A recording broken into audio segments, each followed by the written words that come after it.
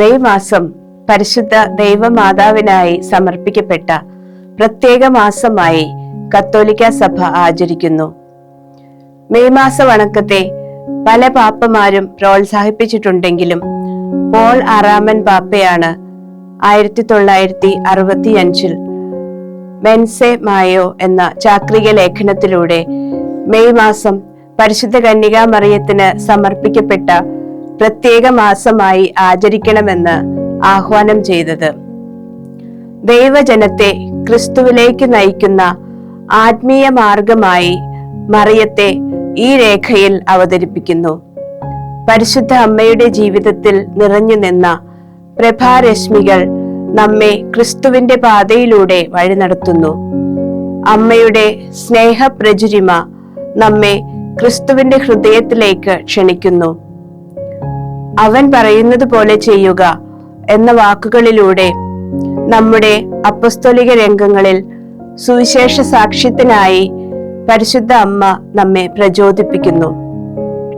ജ്ഞാനസ്നാനം സ്വീകരിക്കുന്ന ഓരോ വ്യക്തിയും പരിശുദ്ധാത്മാവിന്റെ അഭിഷേകം ജ്വലിപ്പിച്ചു നിർത്തി വിശ്വാസം, പ്രത്യാശ, ഉപവി എന്നീ ദൈവിക പുണ്യങ്ങളുടെ ദിവ്യ ആയുധങ്ങളാൽ പിശാചിനെയും അവന്റെ സകല തന്ത്രങ്ങളെയും ചെറുത്തു തോൽപ്പിച്ച് സ്വർഗീയ രാജ്യത്തിലേക്ക് എത്തിച്ചേരുവാൻ ലോകത്തിനു മുഴുവനും അമ്മയായി നൽകപ്പെട്ട പരിശുദ്ധ മറിയത്തിന്റെ സംരക്ഷണം ഏറെ ആശ്വാസദായകമാണ്.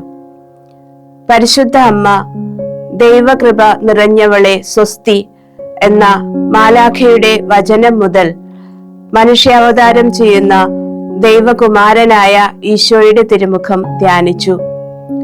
പരിശുദ്ധ അമ്മ എങ്ങനെ ദൈവകൃപ നിറഞ്ഞവളായി? പരിശുദ്ധ മറിയം തന്റെ ആത്മാവും ശരീരവും ഹൃദയവും ദൈവത്തിന്റെ വാസത്തിനായി സമ്പൂർണ്ണ സമർപ്പണം ചെയ്ത് തന്റെ ജീവിതത്തിൽ അല്പം പോലും ഈ ലോകത്തിന്റെ ക്ഷണികമായ സന്തോഷങ്ങൾക്കോ സുഖസൗകര്യങ്ങൾക്കോ വേണ്ടി ചിലവഴിച്ചില്ല. മനുഷ്യന്റെ അസ്തിത്വം ദൈവത്തിലാണ്. പരിശുദ്ധ അമ്മയിൽ നിന്നും മാതൃകയും പ്രചോദനവും സ്വീകരിച്ചുകൊണ്ട് ലോകത്തിൻ്റെതായ ഒന്നിനെ കൊണ്ടും ദൈവത്തെ വച്ചുമാറാതിരിക്കുവാനുള്ള നമ്മുടെ നിശ്ചയദാർഢ്യമാണ് മാതാവിന്റെ കൃപ നിറഞ്ഞ സംരക്ഷണത്തിൽ നാം ഇന്ന് സമർപ്പിക്കേണ്ടത്. അമ്മയുടെ പരിശുദ്ധ കാപ്പയുടെ സംരക്ഷണം ലോകജനത മുഴുവനും അനുഭവിക്കാനും പരിശുദ്ധ മറിയത്തിലൂടെ ദൈവജനം മുഴുവനും ക്രിസ്തുവിന്റെ ഹൃദയത്തിലേക്ക് എത്തുവാനുമുള്ള വലിയ കൃപയ്ക്കായി ഈ മെയ് മാസ വണക്കം വഴി നമുക്ക് പ്രാർത്ഥിക്കാം.